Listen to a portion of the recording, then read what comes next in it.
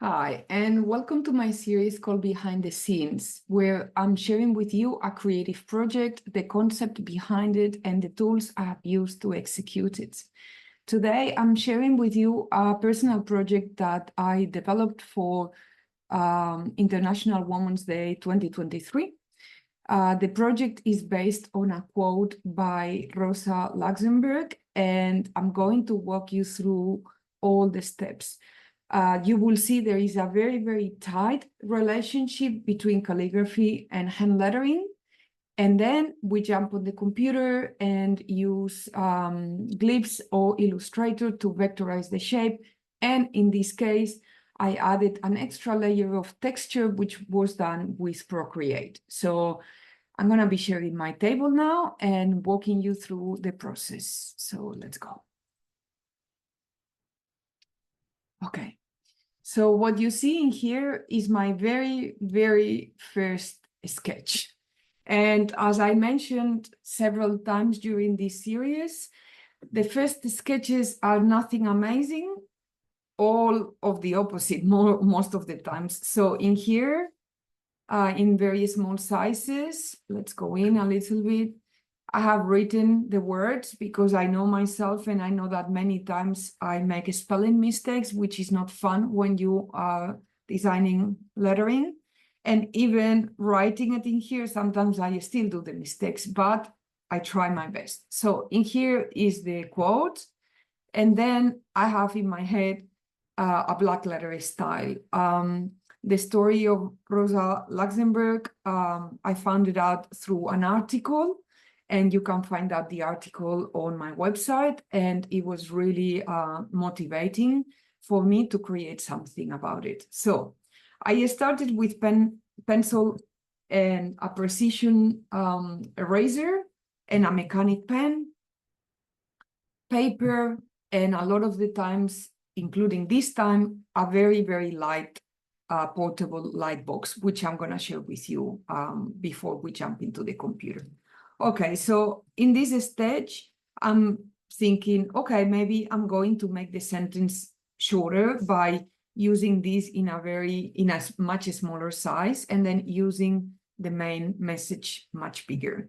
I'm just envisioning black letters, so I'm just trying to put myself in the headspace of how many lines am I going to create, what is the format of this piece, and so on.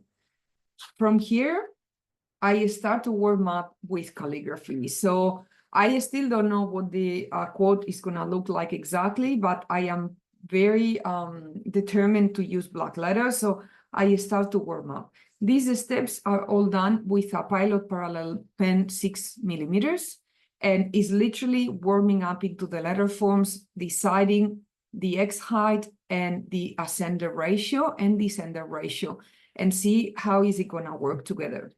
Okay, let's go. Next step, I keep warming up. So I'm just writing the entire sentence. It's not even centered. It's not even a line left or right. I'm just literally getting familiarized with what I need to work with and the feeling and the texture I am creating. Okay, I am trying different sizes. So this is Pilot Parallel pen 3.8mm.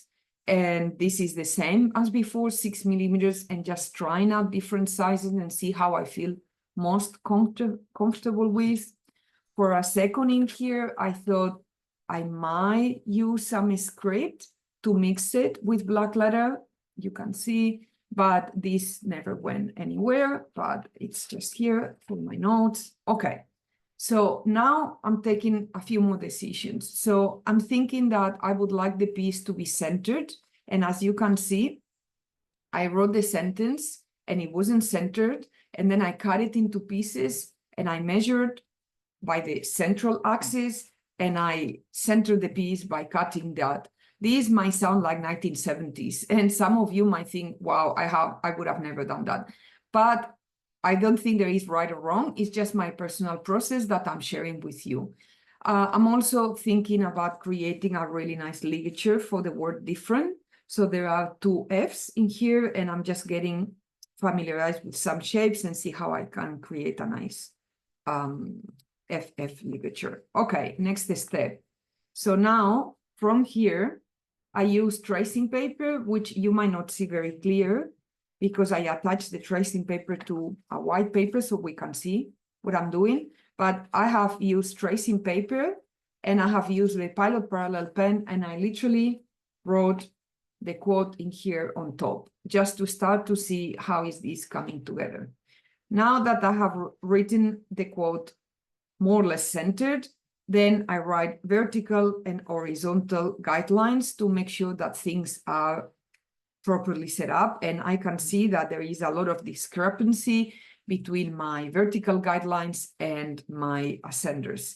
And for me, one of the tricky things about Blackletter is making sure that all the ascenders are parallel to each other and they are all completely upright. So I draw my guidelines and I saw there is a lot of discrepancy. So another step, I keep on writing more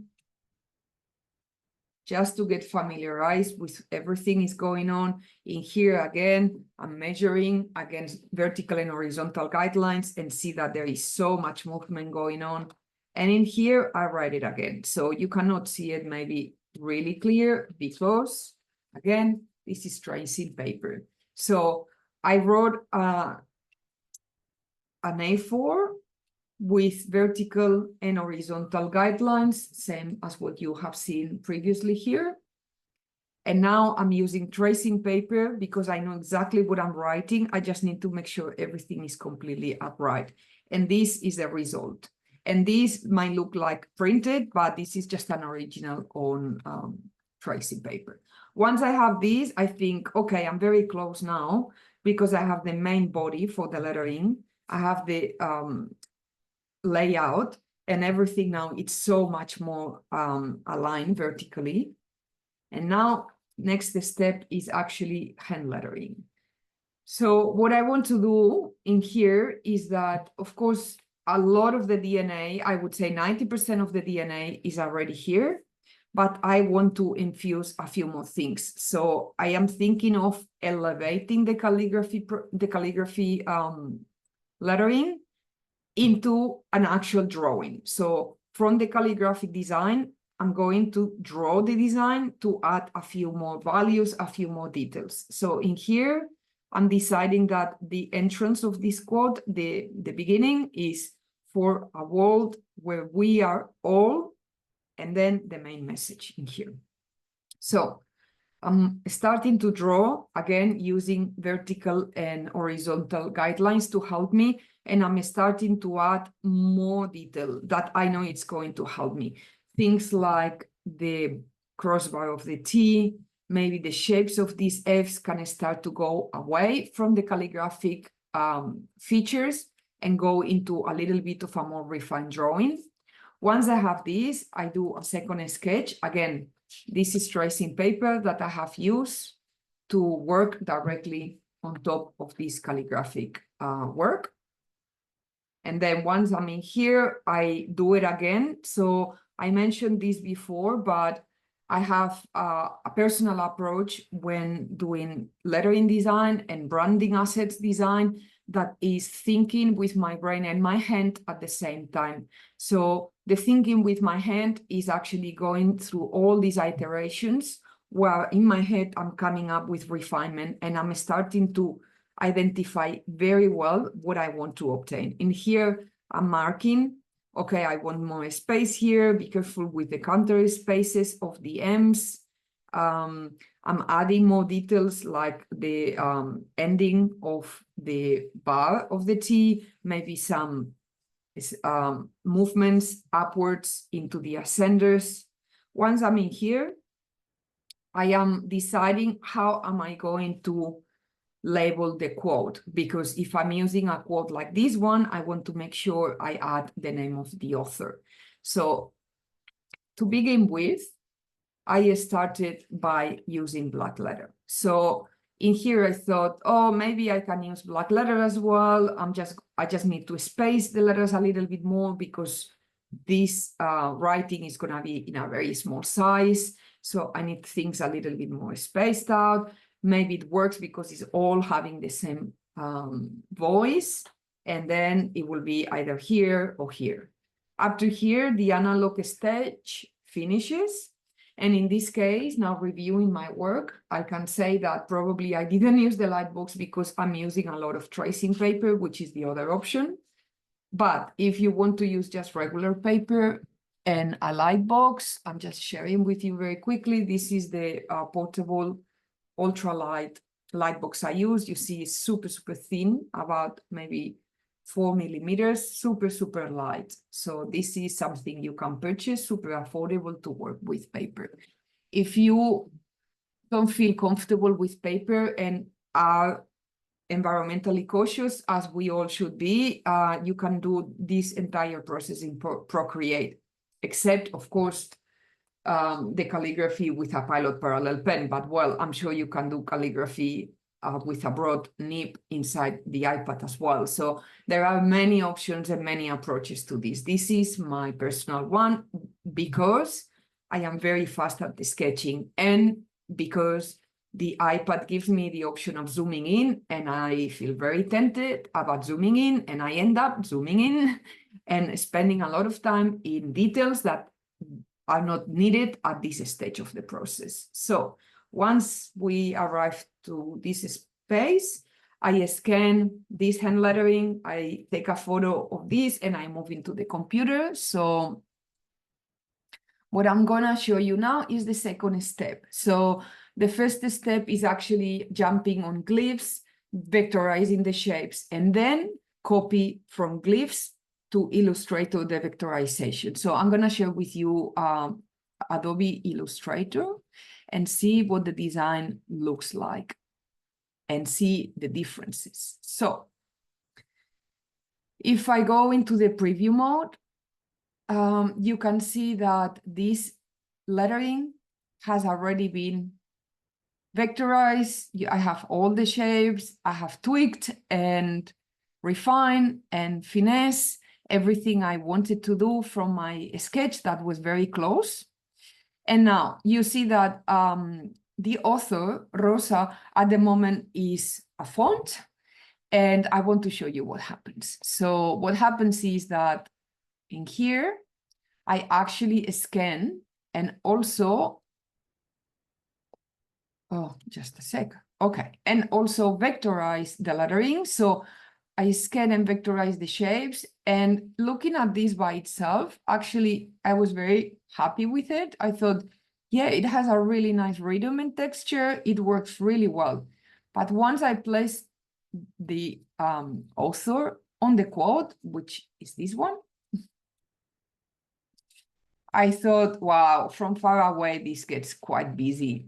And this has already a lot of detail, so I wasn't sure that this is what I wanted. So in the end, I didn't use it, which is part of the creative process. Now, we are back in here. So what is the difference looking at this?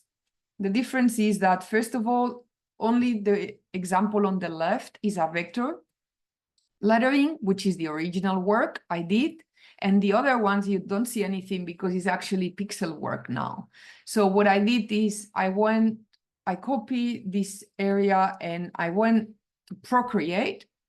I use the exact vector forms, but then I added detail, even more detail. So if you see now, I'm gonna go close up, but if you see the top of the S in here and the top of the S in here, if you see the detail at the end of the ascenders of the H or the top of the E and so forth, the thin stroke inside the D and in here, so they are small variations. Why? Because I actually redraw the lettering with Procreate to add additional details. So I'm going closer now.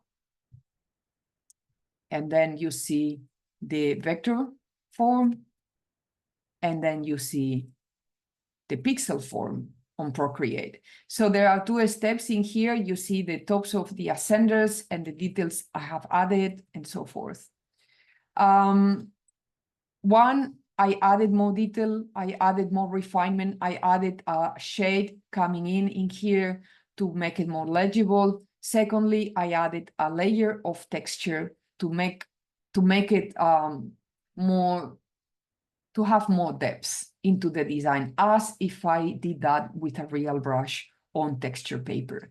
So these are the two steps. Let's go out and you see the lettering. Of course, this is another font.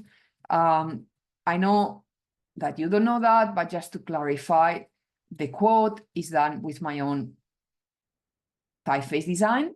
So this is another little pleasure that I do in my own work. So if I can, I introduce my own typeface designs within the projects.